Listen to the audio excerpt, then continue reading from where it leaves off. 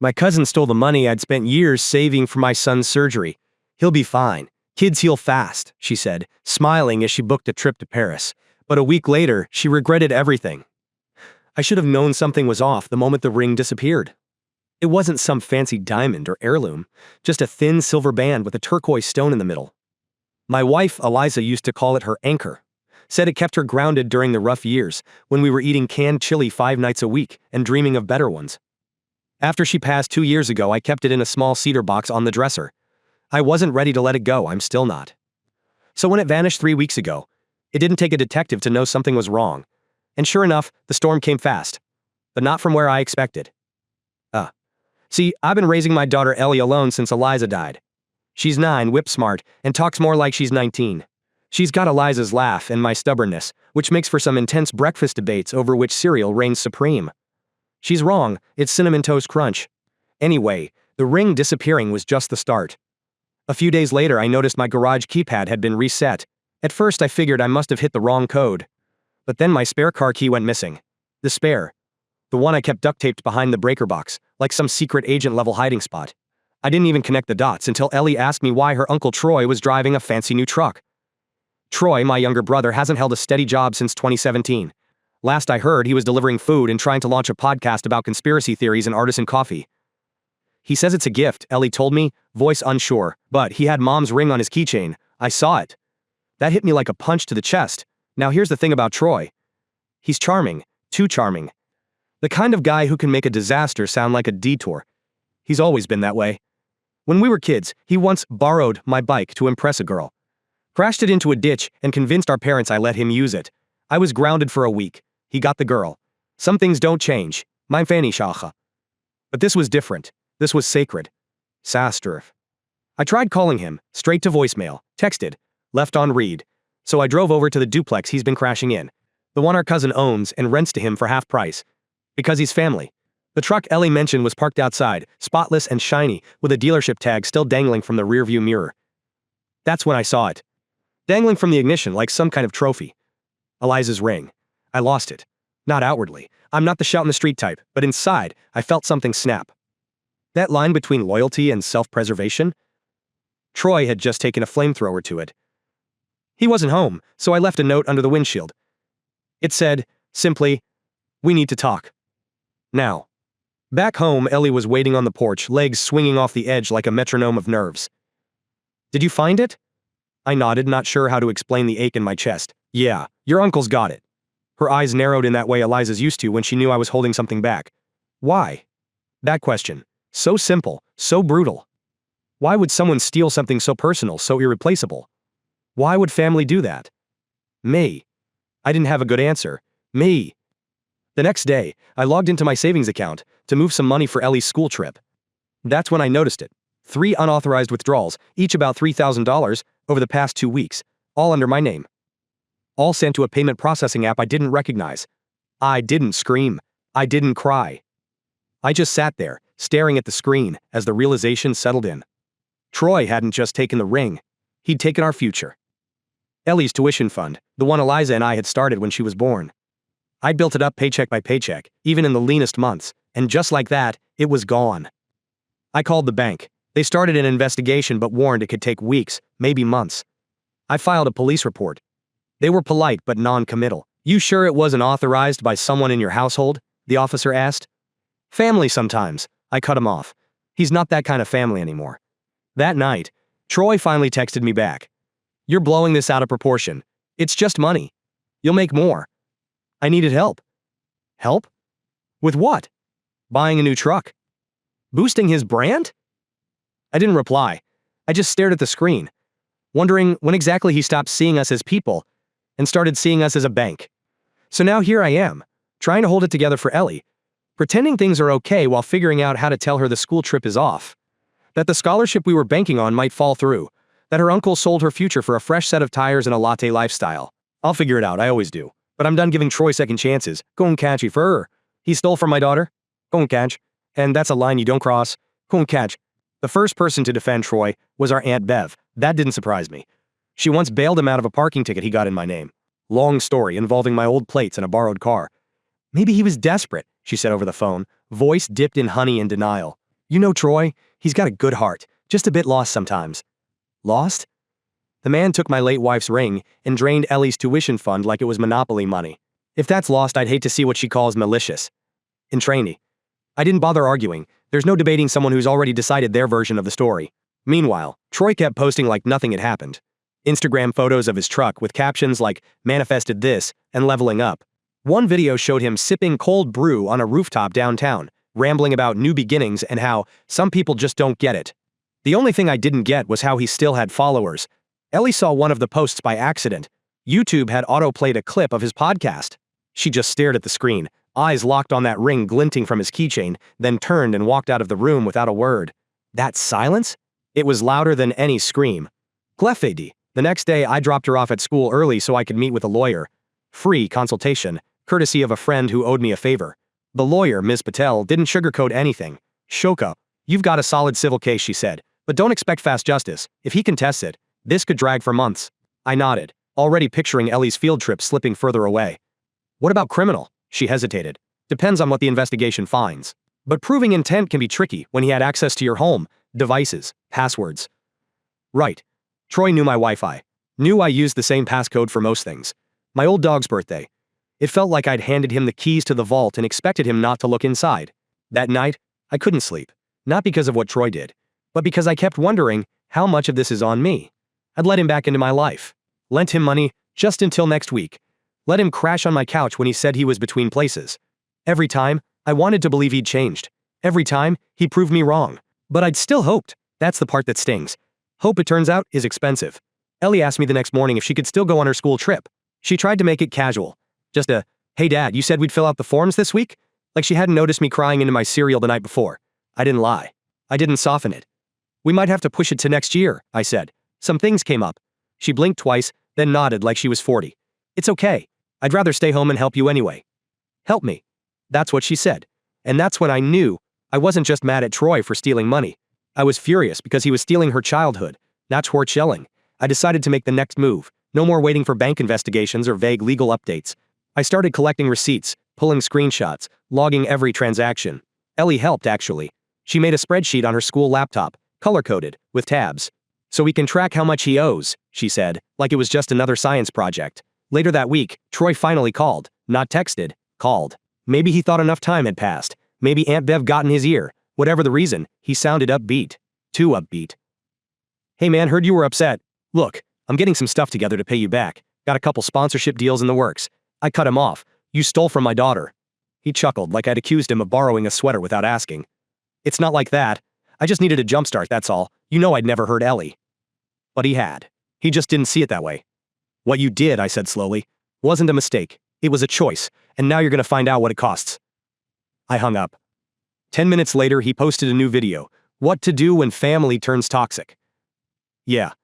That was the title. He used the word betrayal 12 times. My name? Never mentioned directly. But he didn't have to. Anyone who knew us knew exactly who he meant. Funny thing though, the comments weren't on his side this time. Lyo Platz Raihi. One user wrote, didn't you brag about using someone's savings last week? Another, weren't you wearing a woman's ring on your keychain? Super weird, bro. The tide was turning, slowly. But it was turning. Ellie saw it too. That night she showed me one of the comments and whispered, people know. They're starting to, I said. She nodded, pulled a blanket over her lap and said, good, Mom would want people to know. And just like that, I remembered why we keep fighting. Diary. Not to win, not even to punish, but to protect what matters. Turns out, when you try to lie your way out of a theft by live streaming your healing journey, the internet doesn't just forget, it screenshots. Troy's video, what to do when family turns toxic, started spreading, not in the way he hoped. People clipped the parts where he called me jealous and said I never supported his creative vision. My personal favorite was when he compared losing my savings to a small business grant, said I was investing in his potential. I didn't even have to reply. The internet did it for me. One guy commented, so your niece can't go to school, but you needed a wrap on your truck for branding? Cool story, bro. I kept quiet. Just kept collecting. Screenshots, audio clips, bank statements, timestamps. Ms. Patel said we were building a solid civil suit. But, she added, what's helping most? His own mouth. Meanwhile, Ellie was quietly becoming my rock. She didn't ask about the money anymore, she just helped. Every time I looked overwhelmed, She'd slide a glass of water across the table, pat my arm, and say, "You got this, Dad." Like I was the one needing comfort.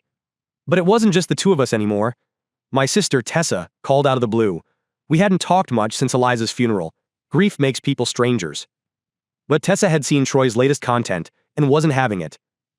He posted a story wearing Mom's necklace, the one she left me in her will. Wait. What? Yeah. Apparently, Troy had gone full klepto. When Tessa flew home for Christmas and left her suitcase at our dad's house, Troy had borrowed it. We all thought it was harmless. He returned it, sure, but lighter. One ring short, one necklace gone. Now it was showing up in his managing stress through crystals TikToks. This isn't just dumb, Tessa said. It's theft. That's when things shifted. I wasn't the only one he'd burned. There was Tessa. Our cousin Marcus, too. He messaged me to say Troy had borrowed $600 for a networking retreat last fall. Never saw a dime. Even Aunt Bev was starting to hedge. I didn't know it was that bad, she muttered when I called her out. But Marcy, man, Marcy went full Batman. She was my mom's best friend growing up, and she knew Troy since he was in diapers. One night she dropped off a flash drive. No explanation. Just handed it over, said watch it when Ellie's asleep, and walked away. Inside, a compilation. I'm not even joking. A curated montage of Troy's social media posts, synced to dramatic music. Him wearing the ring, the necklace. Flashing stacks of cash with captions like God provides, haters subtract. At one point he literally said, when you're destined for greatness, people will try to drag you down with their little problems. Don't let them. Little problems. Like my daughter's tuition fund. That night, I filed a formal complaint with the state attorney's office. The moment I mentioned minors and misuse of funds, the tone changed. They opened an inquiry. No promises, but it was a step. And then, like clockwork, Troy panicked. Souse. He started messaging me. Voice notes, texts, emails, with subject lines like let's talk, and we can fix this. I ignored the first 5. On the 6th, I picked up. I didn't mean for this to get ugly, he said, all sincerity and desperation. I just needed help, and you froze me out. You helped yourself, I said. To my wife's ring, to Ellie's future, to everything I've built. You don't get it, he snapped, voice cracking. I've been grinding, trying to build something. You always had stability. Eliza, the house, a kid who looks up to you. I had to carve my path from scratch. By stealing from your own blood? I said, voice low. That's not carving, Troy. That's cutting. He went quiet. Then he said something that stuck with me. Do you think I'm beyond fixing? I didn't answer right away. Because honestly, I didn't know. I want to believe people can change. That rock bottom means something. But Troy? He never saw it as rock bottom. Just a platform to blame others. Ni bielentral. You can fix yourself, I finally said. But not on my dime. I hung up. That weekend, Ellie had a school showcase. She'd been practicing a short speech about community. When she got to the mic, she paused, looked out at the crowd and said, sometimes the people closest to you aren't the ones who lift you up. Sometimes they're the ones you have to walk away from so you can stand tall. I didn't cry. Not there, not in front of everyone. But later, when we got home, I hugged her and didn't let go for a long time. Rhea. Ellie's growing up fast. Too fast. But she's learning the most important lesson I can teach. Protect your peace, even from family. Especially from family. The thing about filing a lawsuit against your own brother is, you start to feel like the villain in a story you didn't even want to be in. It wasn't dramatic at first. No courtroom gasps, no slammed gavels, just paperwork. Stacks of it. Filing fees, affidavits, documentation lined with timestamps and sadness. Miss Patel handled most of it, but she kept looping me in. You need to understand every step, she said. Because this isn't just about a win. It's about setting a record that says, you didn't let it go. And she was right. I wasn't letting this slide. Ellie knew something big was happening. I didn't tell her all the details, but I didn't lie either. Just said, we're making sure people understand what's fair. She nodded and went back to her drawing. She's been sketching a lot lately. Mostly birds. Always in flight. Always going somewhere. Meanwhile, Troy kept trying to rewrite the narrative. First, he went online and posted a sob story about how I weaponized the legal system against him during a fragile chapter of healing. Then he messaged our extended family in a group chat called Fam Forever. I swear, you can't make this stuff up. And dropped a wall of text about how lawsuits tear families apart, but love builds bridges. Tessa left the group chat immediately. Marcy replied with one sentence, pay back the money, then we'll talk about bridges. What came next surprised me. Troy's parents, our aunt and uncle, who'd always been soft on him, called me, not to defend him, but to apologize. We let him get away with too much, his mom said, voice cracking. We thought we were helping. Sometimes help looks a lot like enabling. But I didn't say that out loud. They were trying, and that counts for something. Sams recall. They asked what they could do. I didn't ask for cash. I just asked them to talk to Troy. Not as a shield, but as reality. Court was approaching. The official hearing was scheduled for 2 weeks out, but we had a preliminary mediation first. That's where it got real. Meflo Furley. We sat across from each other in a beige conference room that smelled like printer ink and decaf coffee. Troy wore a suit, which threw me off. The tie was crooked, but he looked like he was trying. He didn't meet my eyes. Wowas.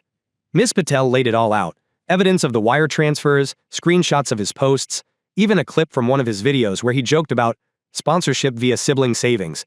The mediator, an older guy with tired eyes, turned to Troy. Anything you want to say? Troy swallowed hard, then shrugged. I didn't think it would get this far. That was his defense. Not, I didn't do it. Not, I was desperate, just, I didn't think you'd make me face it. That sentence stuck with me. It was like a confession and a complaint. The mediation ended without a settlement. He offered to pay $600 a month. I nearly laughed. That wouldn't even cover Ellie's books. Miss Patel stayed professional. We'll see you in court, she said, her voice smooth like silk stretched over steel. Back home, I made spaghetti and tried to act normal. Ellie could tell something was off. Did he say sorry, she asked between bites? I paused. No. She nodded, twirling her fork like a pro. He will, someday, when it's too late. That night, I sat on the porch, watching the stars through the trees. And I started thinking, this whole mess. Maybe it wasn't just about money or stolen rings or Instagram drama. Maybe it was about truth. About the hard kind. The kind that costs you relationships, Sunday dinners, and the illusion that blood always means bond. But truth doesn't need applause. It just needs to be said. And in a couple weeks, I'd be saying it under oath. Pro 2, Troy still posting. Still acting like the victim. But every story, every caption, every fake deep quote just adds weight to the pile we're stacking in court. Still acting. The difference now? Still acting. He's starting to look small. Like the mask is slipping. Like the internet's not laughing with him anymore. Wait. And me? Wait. I'm not scared anymore. Tired, sure. But not scared. Because I've got Ellie. And a file folder full of receipts. There's something about walking into a courtroom that makes you feel like your lungs forgot how to work.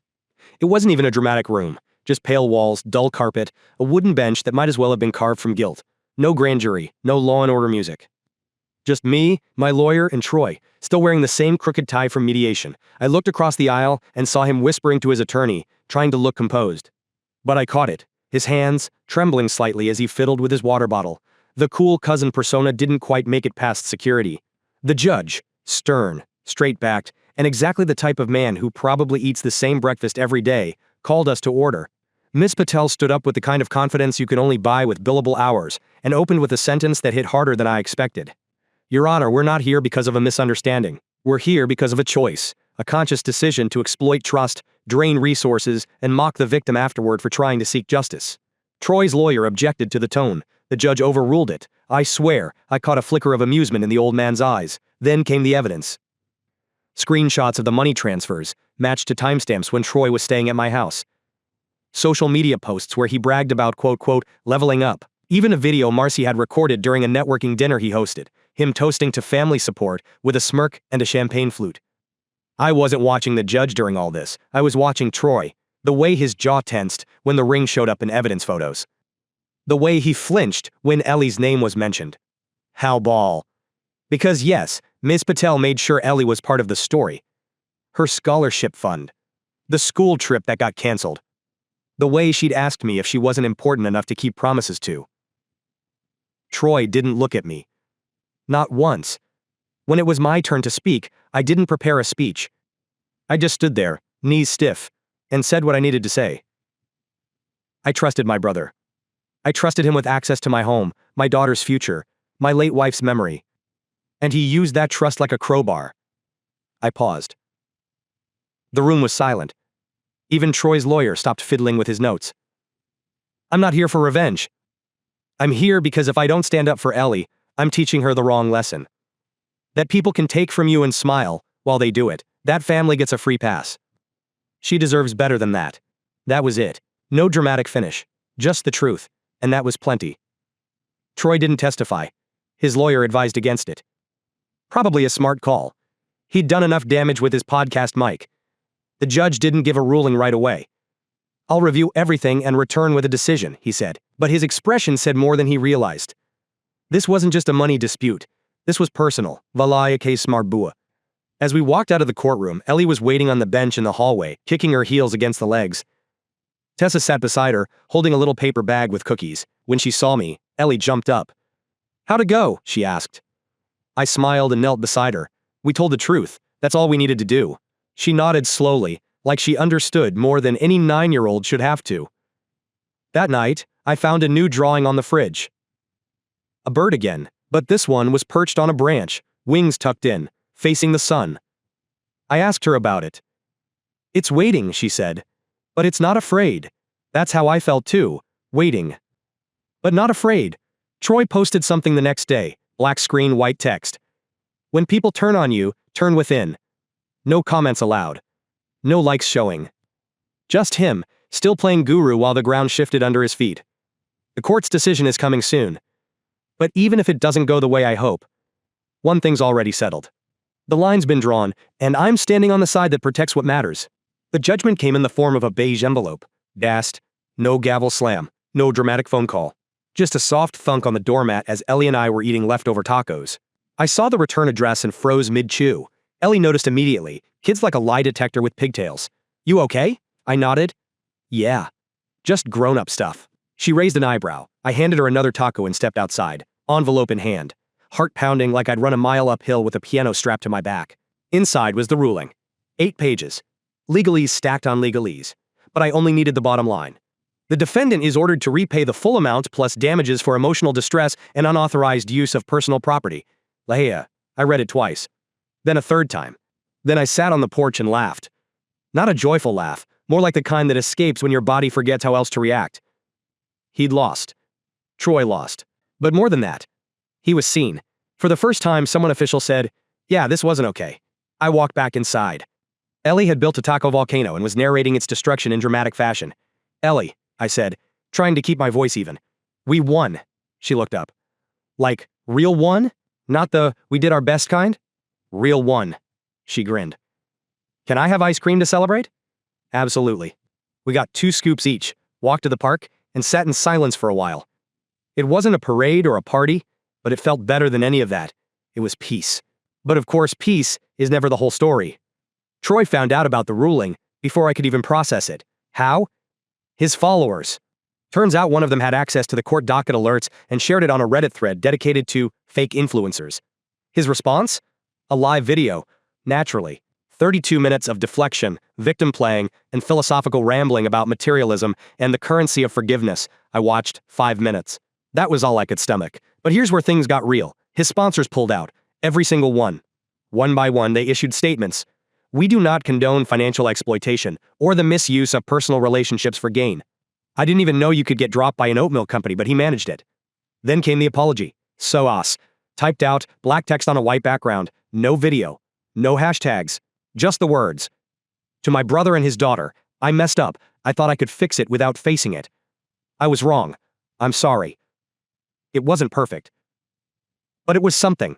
I didn't reply. Not because I wasn't listening, but because I wasn't ready. Apologies are currency too, and I've learned to check for counterfeits. Etsy.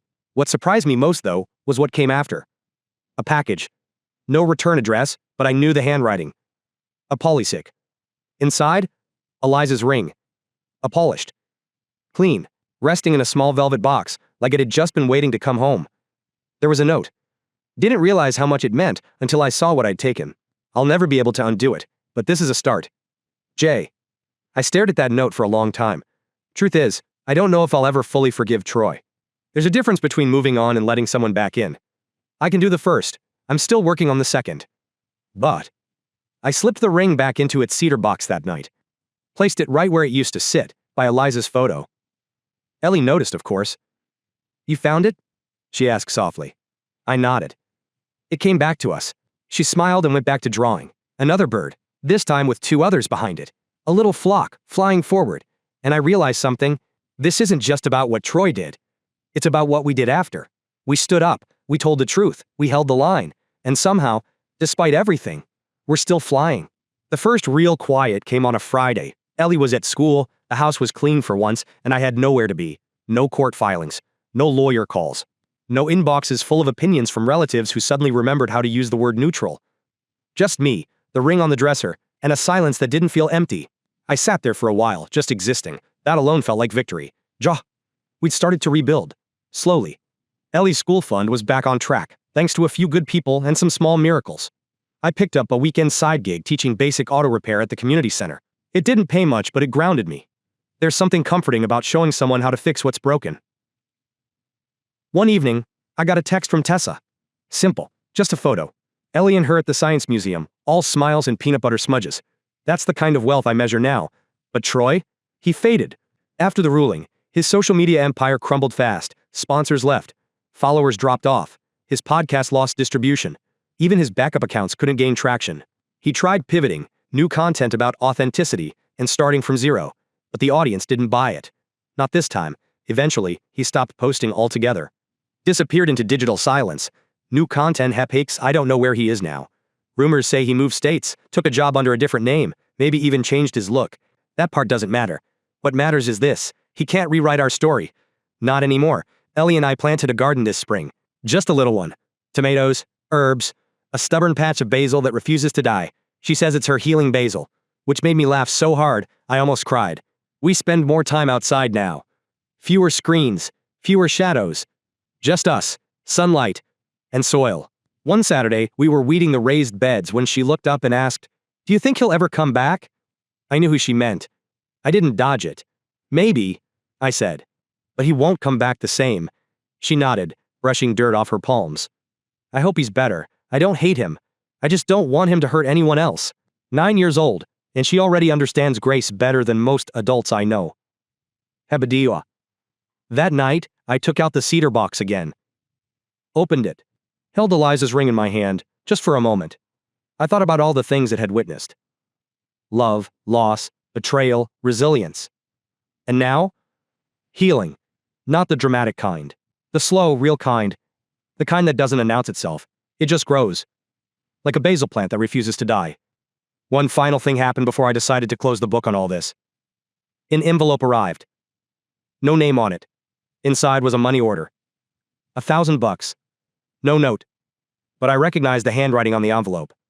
Troy. No theatrics this time. No hashtags, no clever captions. Just a gesture. A quiet one. Late, sure. But sincere? Maybe. I didn't rush to cash it. Let it sit on the counter for a few days like it needed to earn its place. Coy. Then, on a Tuesday, I used it to pay for Ellie's summer camp deposit. She wants to learn archery. I just think it'd be cool, she said, to hit something and actually have it land where I aimed. Same, kid. Same. So that's where I'll leave it. We aimed for justice. It didn't come fast, it didn't come loud, but it came, and it landed.